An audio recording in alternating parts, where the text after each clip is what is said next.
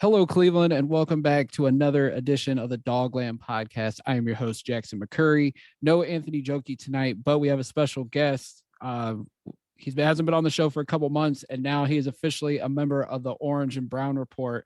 Former colleague, I still call him a colleague though, because he's a good friend, and I'm gracious for him to come on the show once again.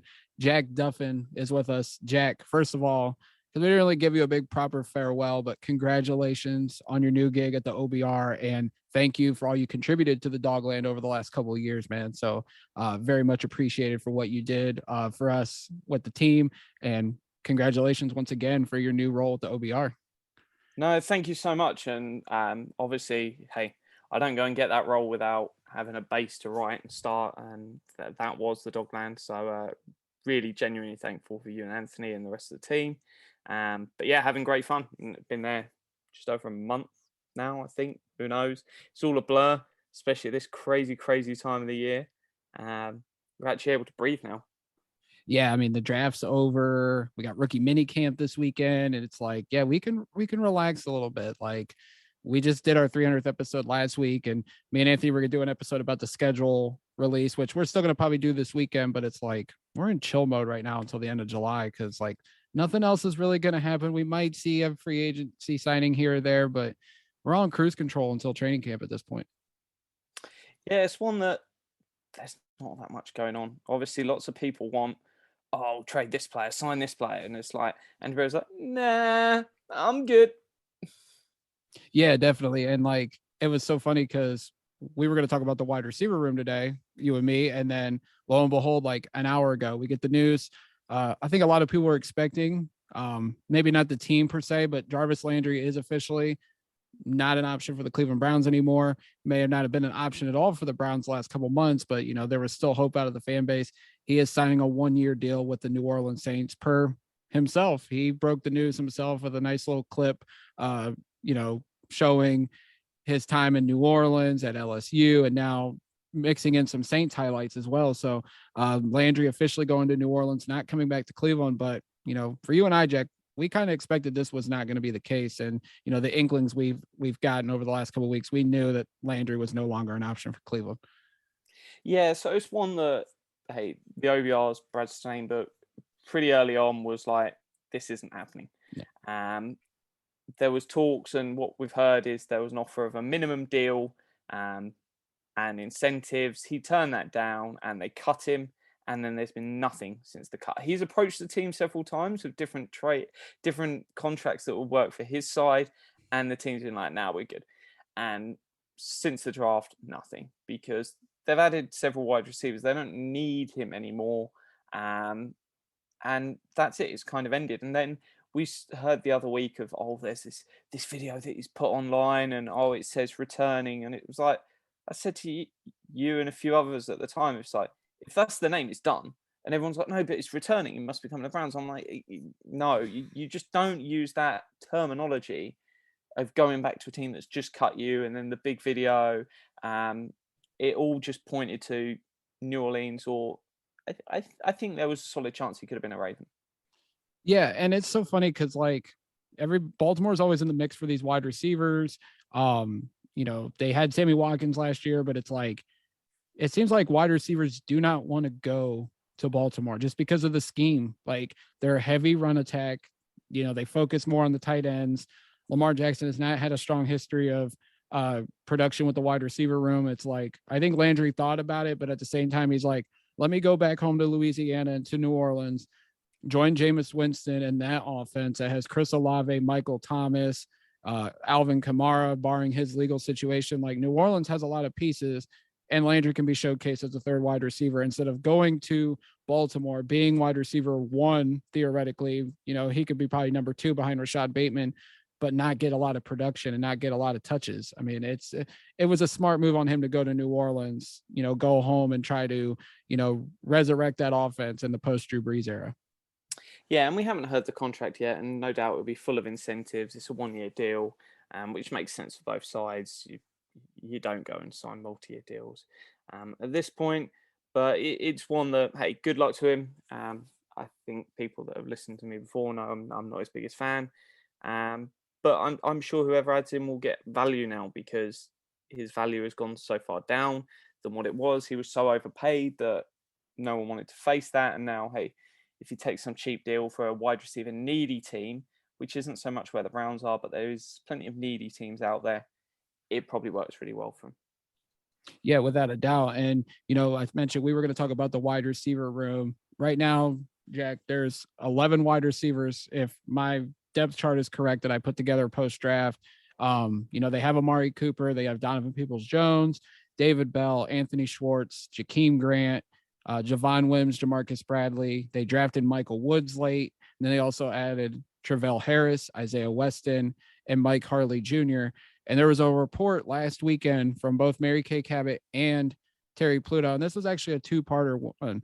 Number one, the Browns almost drafted John Mechie III out of Alabama with the 44th pick. Had they not moved down with Houston, which moved them back to pick 68, which I think was a shock because there was no reports that the Browns met with John Mechie, brought him in for a pre-draft visit, worked him out, anything.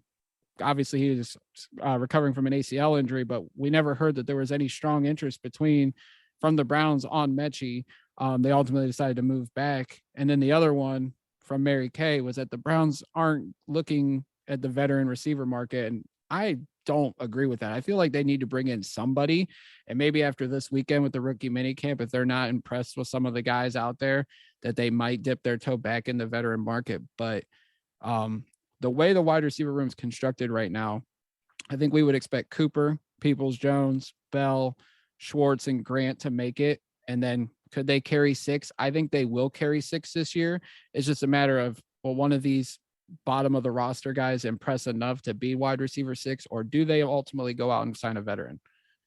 Yeah, so it's going to be an interesting one where they're in a nice position that there's an extra supply than is required, which means they don't need to rush to the table. If we were talking, hey, Will Fuller's available, and then after that you're looking at a guy that has played less than 50 snaps in the league, then you're going, hey, we need to rush, make a decision here. Do we want him? Do we not?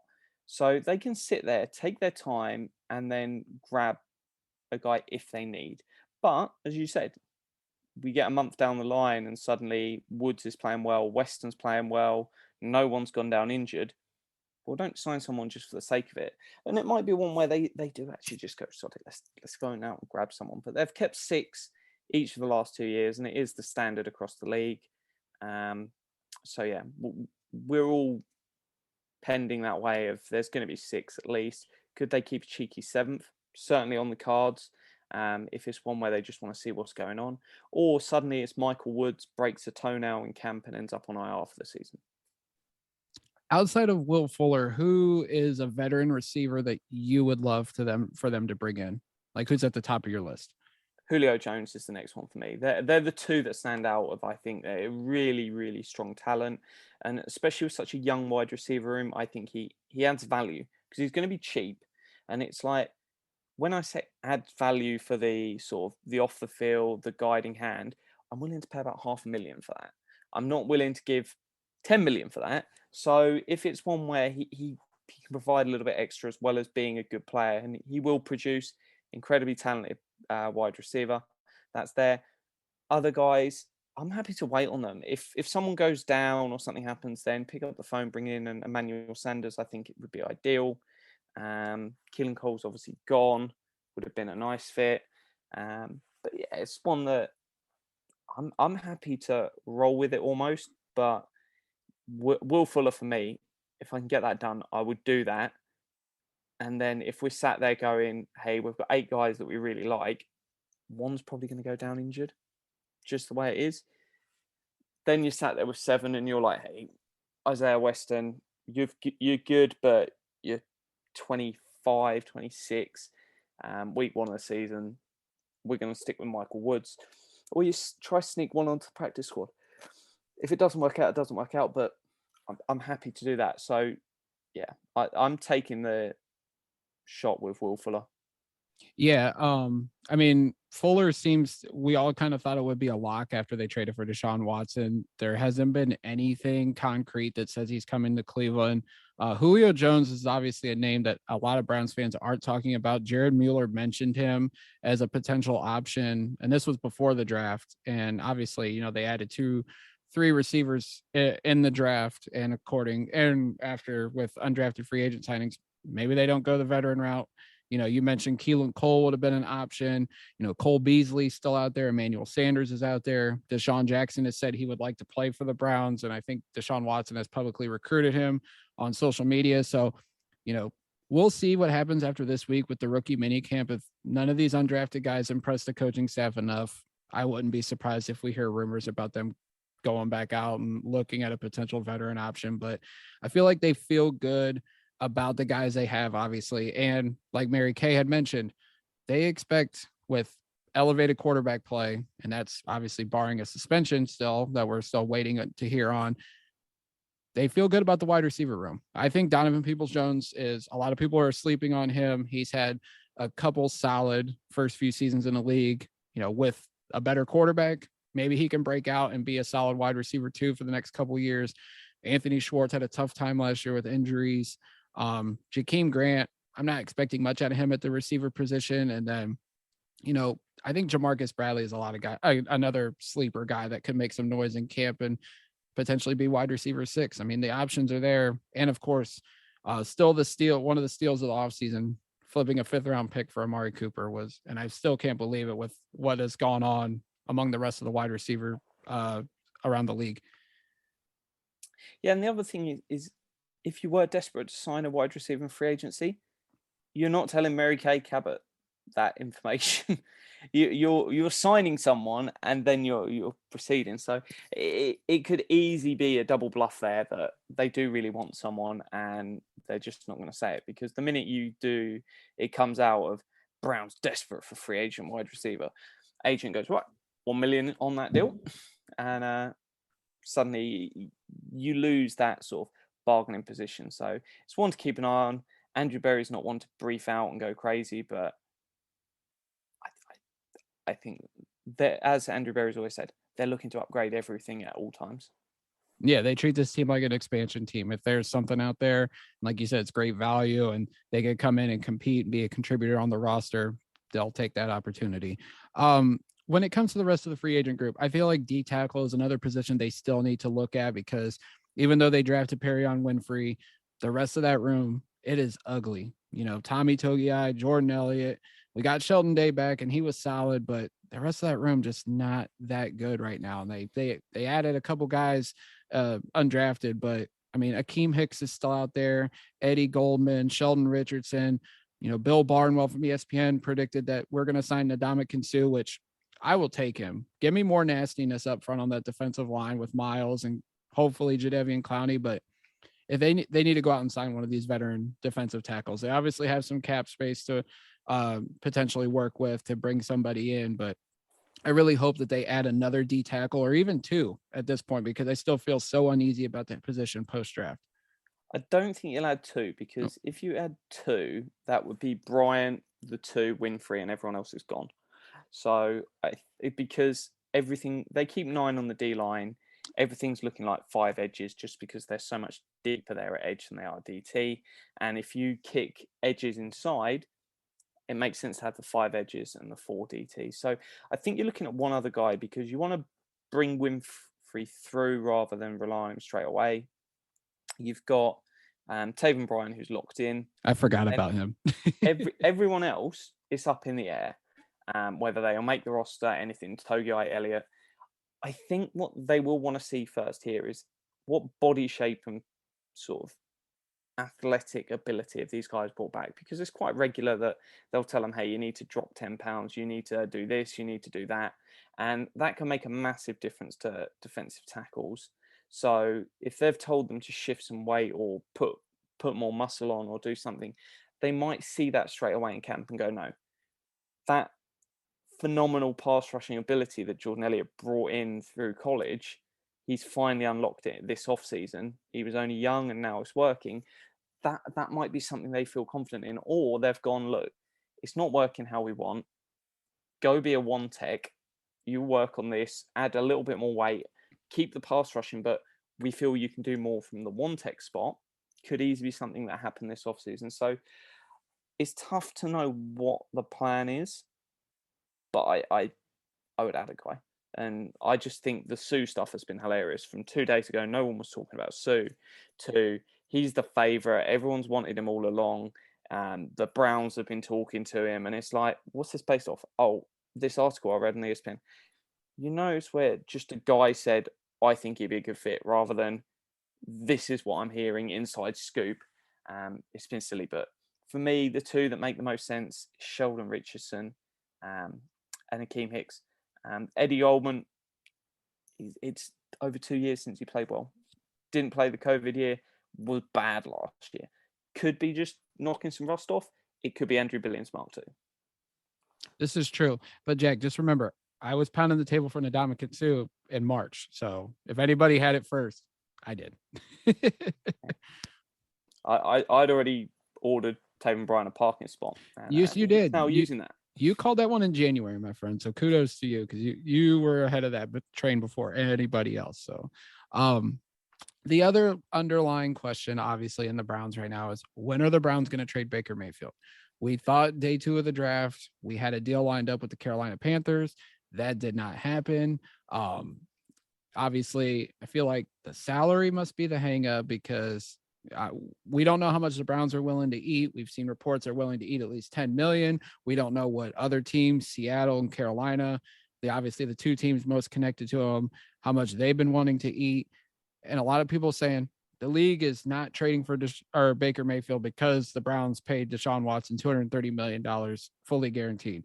Mary Kay debunked that last weekend. That's not true at all. So now we just kind of wonder, how long is this going to go on? And you've been saying probably for the last month, since all this went down, the Browns are going to be patient on this. They're willing to let this drag out. They're not in a rush to trade him. There's been reports that they're eager to get the contract off and obviously get Baker off of them, because it's obviously going to be something that's going to swirl around this organization until he's officially gone. But at the same time, Baker or Andrew Berry and company, they want value.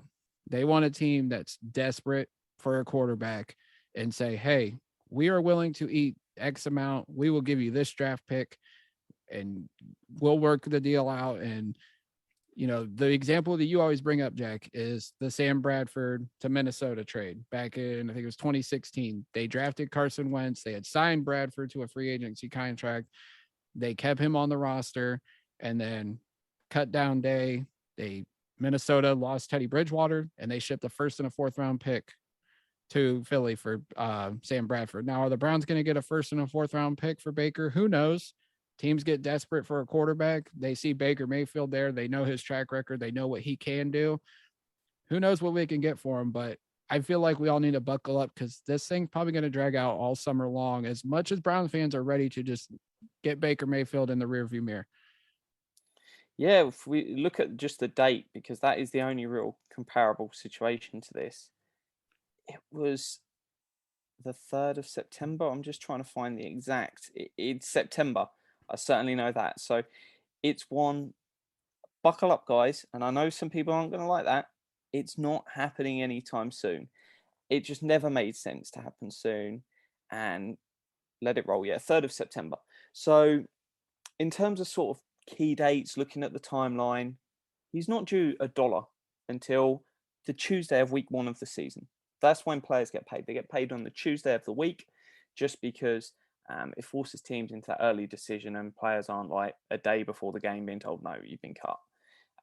So Tuesday, the 2nd Tuesday in September, I think that works out as, is the that first one before Thursday night football. That's sort of when we're talking about the long-term deadline of when the money starts. There's some other deadlines in the meantime. So the first thing to keep an eye out, off-season workout, doesn't really matter. No penalty if Baker doesn't turn up. He might turn up. He might not. But that's not really a deadline. The first one is mandatory minicamp, which 14th of June is penciled in for. It's only like 90 grand. So if he doesn't turn up to that, I don't think he's losing sleep. Yeah, I mean, I don't expect him to show up. I know there's the hypotheticals. Well, if Watson's suspended for X amount of games, is Baker going to come back and be the starter?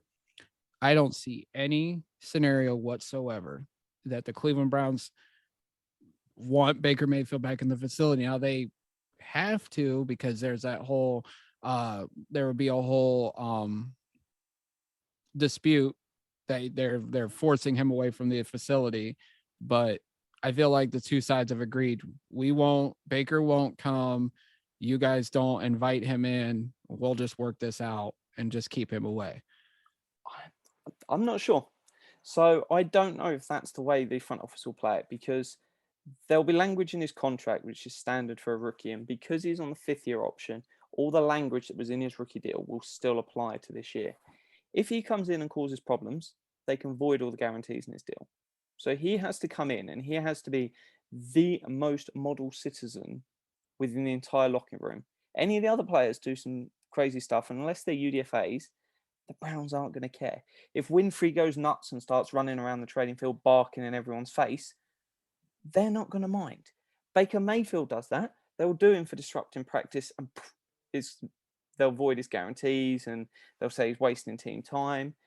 If he continues the sort of diatribe in the media, they can start proceeding action with there to void guarantees. And if they can turn around and don't have to pay him $1, they'll cut his ass straight away, and they'll happily save that money.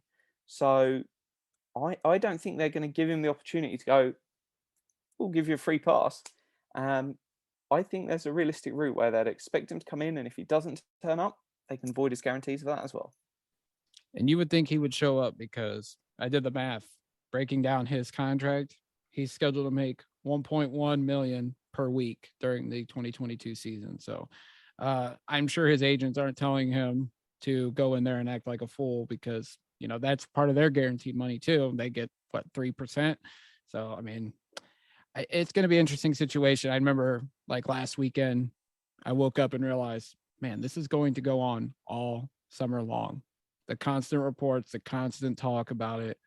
I mean, like, I'm done talking about it. We don't really talk about it, in our group chats. Like, we just kind of just like sit back and waiting for it to happen, whether he's traded.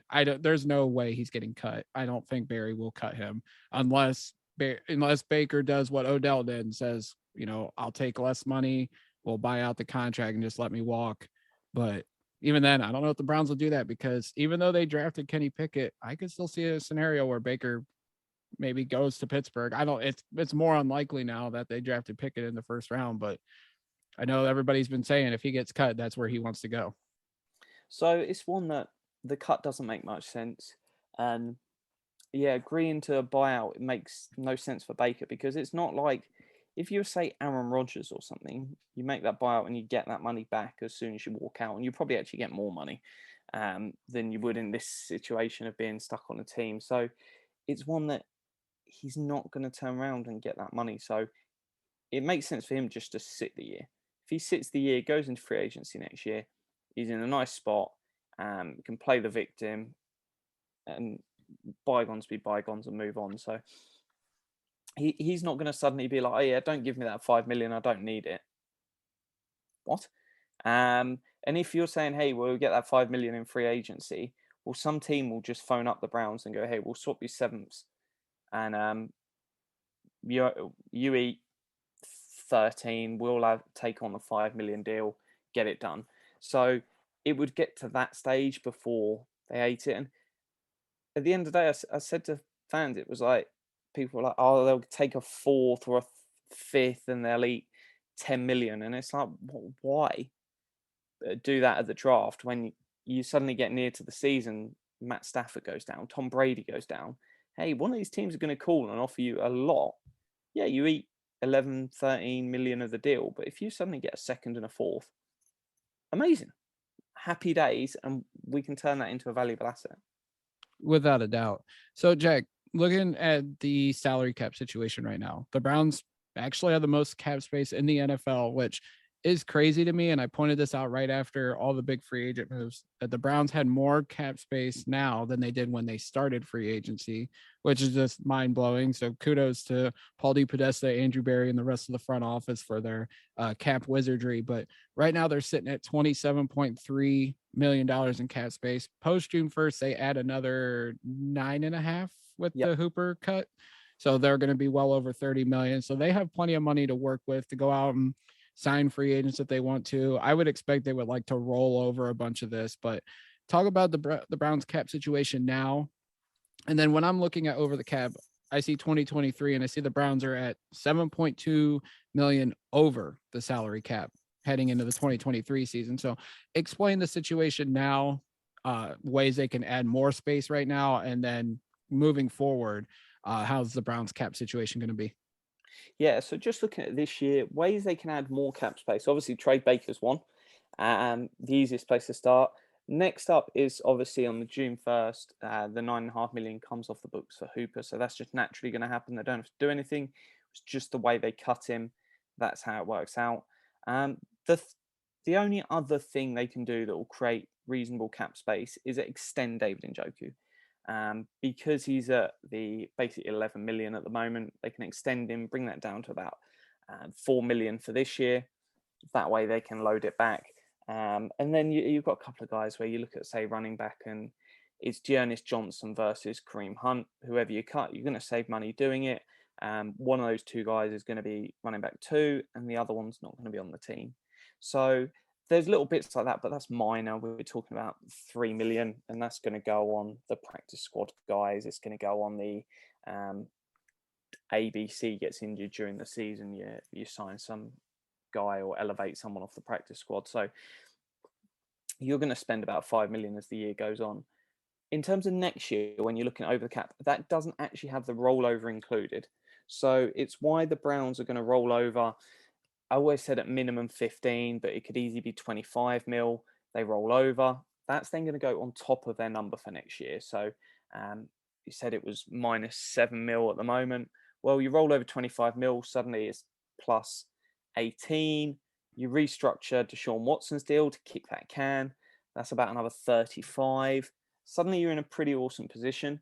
The one thing about that minus 7, that only includes about 28 players, I want to say. That will have the rookies added to it soon. And obviously you're going to then add the 2023 rookie class to that. So they're in a nice position. I've got a couple of pieces coming out over the next 3 weeks on the OBR. So this weekend into next weekend, there's going to be a piece looking at the fines, all broken down, and sort of the timeline for Baker. Then next week is going to be about the Deshaun Watson deal, why they're going to restructure it next season, and if there was a betting market on restructuring Deshaun Watson's next year, I would have everything, including my house, on that being a lock. It's 100% going to happen. Nothing to do with the suspension. They just need to create cap space next year. And then the other thing that's going to come after those is going to be that detailed. Here's the 2022 salary cap outlook. Here's 2023. I might touch on 2024 once we get past the 53-man roster. But that will give you an idea of where we're going. But the difficult decisions are going to come with the Browns. When I say, hey, Kareem Hunt isn't a lock, it's not because Kareem Hunt's a bad player. You're just looking at Kareem Hunt going, he missed 9 games last year. So he's probably going to miss about 5 to 7 in next season. Just look at running backs. Once the injuries start, they don't tend to stop. And you're going to pay him 6.25 million. And you're going to let Dearness Johnson go because you can't afford Dearness Johnson because you pay Kareem Hunt. Maybe not. So those sort of things, it was like my Sheldon Richardson one a year ago where people were like, no, it's not happening, not happening. It was happening. And these things is, I've started a series of articles called the GM Chair on the OBR, where we're doing this 3-year look ahead, and we're talking about, hey, what running backs are under pressure at what time. And then once I do all 12 of those, it's an exclusive because I haven't told anyone else this yet. I'm going to do an article called Jersey Watch. And I'm going to go through every single player on the roster and go, what year is he going to go? Because lots of these people buy jerseys. And I know some of them were buying Landry jerseys, and I was telling them, well, what are you doing? And that was Landry jerseys after he'd been cut. Hey, I bought one of them. Yeah, but people were expecting him to be back. And Right, I've got no reason buying the jersey, but buying it, expecting him to be back and going, hey, it was in the sale. It's just steal. I've got value. Now, Andrew Berry gets value in free agency, and that's not Jarvis Landry. Yeah, I mean, I am so I'm ready for this season. I'm ready to see what the future of this team's like, because it seems like they're going to be they're going for it now. Obviously, with the quarterback in place, like they have some cap flexibility, so things feel good. I feel great about how they've drafted. Feel great about how they've approached free agency. Now they got the quarterback, like D. Podesta said. So it's like now they're playing with house money. Now we just need to see them wins and hopefully a couple of Lombardi trophies down the road. Hey, we're even going to see a week 1 win, week 2 win, week 3 win, and a week 4 win this season. I know. Like I said that to my coworker today. I said, if Watson's on the field, which we're kind of all expecting at this point, just because of some of the legal news, there's no reason why we shouldn't be 4-0. I mean, barring anything unforeseen, 4-0 is a legitimate potential situation for us. And if that happens, this area is going to explode. You couldn't have wished for a better start, and it balances out. I think we're looking probably at an 11-6 season. Yeah. And that's great. There was only 6 teams last year that I think 4 had a 13 win and 2 had a 12 win season. So it's a tough bar to get to, but 11 wins is a really, really good season. Sets you up nicely. You should win the division with that. So, no, let's roll with it and get to the postseason. And who knows what's going to happen? A lot will depend on how healthy players are, who you end up playing, and just what happens on that day. And luck. Yeah. I mean, look at 2 years ago, we were potentially a Higgins illegal helmet to helmet hit away from going to the AFC title game, and who knows what would have happened against Buffalo. We could have been in the Super Bowl. We weren't. And then obviously what happened last year, but yeah, just get to the tournament and then anything can happen. The NFL is so crazy. We've seen the last postseason, how wild it got. I mean, anything can happen when you get there. I mean, it's just, we didn't expect Cincinnati to get there and they did. So this could be the year of the Browns. I did. I was betting heavy on that. And I loved a bit of Cincy last year. They let me down at the final dance, though. They're a bunch of bottle jobs. And, just to say real quick, you lucked out with where the Browns and the Dolphins matchup lined up, because you're going to be in Miami, or in Florida. I don't know if you're going to be exactly in Miami 24 hours prior. And then you're going to be at the Browns Dolphins game in, I think, is it November? Yeah. So a few people get a bit eager buying their tickets for away days. I bought mine in May last year. So in May last year, I booked my holiday to go to Florida for 2 weeks. And it just happens to be 24 hours after I landed in Miami. Less than 24 hours after, the Browns were playing. So couldn't have wished for anything better. Cheers, Mr. Goodell. You've done me a favor. And absolute buzzing. Green Bay was great last year, and really, really looking forward to this one. Roll on California in 2023. Nice. And do the Browns game there. Yeah, the Browns should be, if memory serves me correctly, they should be playing the Rams in LA next year. So who knows, we might play the Chargers again 3 years in a row. I don't know how the schedule lines up, but Jack, as we wrap things up, tell people what you got currently at the OBR, what's coming in the next couple days or weeks, and thank you for the time, man. Yeah, so go subscribe to the OBR. It's like $1 a month. Everyone can afford that. Loads and loads and loads of great content over there. Not just myself, but Jake, Cody, Corey, Anthony, Reinhardt. There's loads of awesome writers. So go subscribe there. And I'm doing my GM series at the moment. So it's generally 2 articles a week. So there's the roster one, and then there's the salary cap one, but loads of great stuff. And hey, if you want an article or something, it's over there. You'll be more informed when people are panicking over all sorts of nonsense. I've got you covered. I'll tell you what's serious and what you can just completely ignore. But no, thank you as always for having me. Big love to you guys, and thank you very much. Yeah, much love, brother. You're welcome anytime. You know that the door is always open for you to come on the pod, and we appreciate you. No words could describe how much we appreciate everything you did for the site. Much appreciated, man. As for me, guys, you can follow me on Twitter at JackMcCurry08 and the Dogland at the Dogland, as well as on Facebook. If you've listened to the podcast on Apple Podcasts or Spotify, leave us a 5-star review. Much appreciated. We should be back hopefully within the next week talking about the schedule, me and Anthony. Don't have anything else lined up. So Until next time, as we get on out of here, guys, go Browns. Go Browns.